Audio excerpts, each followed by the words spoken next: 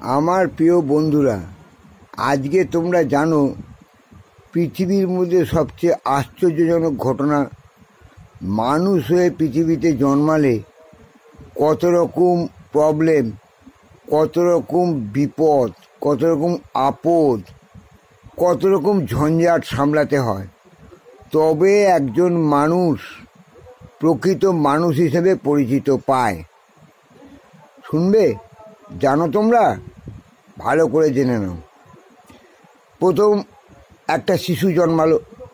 শিশু জন্মাবার সময় দেখা গেল সে তার মা বাবার কাছে, আমি ধরছি সে যত্নেই মানুষ হচ্ছে, ভিখারিদের কথা বলছি না, একটা সাধারণ ঘরের মানুষের কথাই বলছি।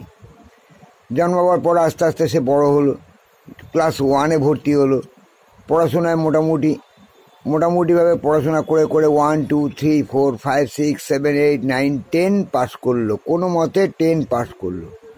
পাস করার পর আবার সে 11-এ ভর্তি হলো, আস্তে আস্তে পড়াশোনা করে 11 পাস করলো, 12 পাস করলো, আস্তে আস্তে হায়ার সেকেন্ডারি পাস করার পর গ্র্যাজুয়েট হলো।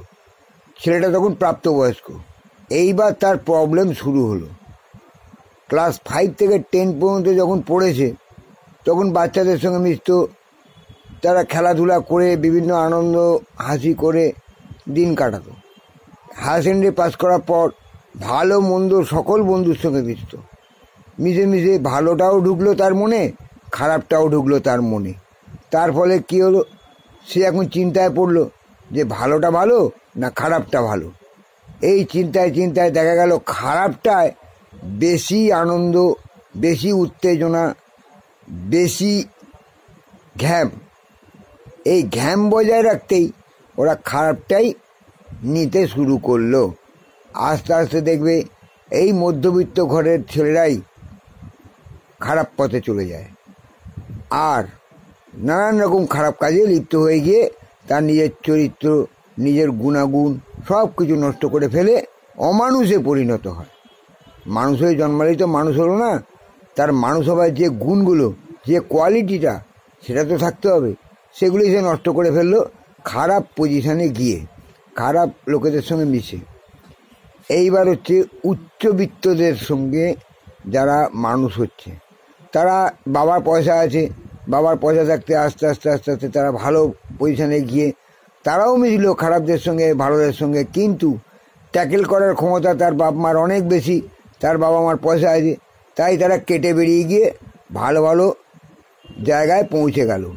এটা হচ্ছে উচ্চ মধ্যবিত্ত দেশ। আর একদম গরিব যারা, তারা তো মাধ্যমিক কোনো মতে 15 করে পাস করে মনে করলো অনেক বেশি শিক্ষিত হয়ে গেছি, ব্যাস বাপ বাচ্চা নারকোল চোপড়া, ছেলে হয়েছে প্রেম চোপড়া। আস্তে আস্তে সে নিজের ধ্যান ধারণা, তার করণীয় কি সব ভুলে গিয়ে সে একটা জগা খিচুড়ির জায়গায় চলে এলো। তার ফলে কী হলো, তার ভূত, ভবিষ্যৎ, অতীত, বর্তমান সব শেষ হয়ে গেল। এই যে মানুষ হয়ে জন্মাবার পর এতগুলো প্রবলেম সে ফেস করছে, এই প্রবলেম থেকে বেরোবার জন্য তো একটা সাধারণ জ্ঞান দরকার। সেই সাধারণ জ্ঞানগুলোই মানুষ তার সমাজের কাছ থেকে কোনো মানুষ পায় না। মানুষ তার সাধারণ জ্ঞানগুলি হারিয়ে ফেলেছে। তারপরে মানুষ তো এখন অটোমেটিকলি খারাপ পথেই যাবে। তার ফলেই হচ্ছে কি, সমাজটা এত খারাপ পথে চলে গেছে। তার উপর মোবাইল হয়ে গিয়ে নানান রকম প্রবলেম আরও বেড়ে গেছে।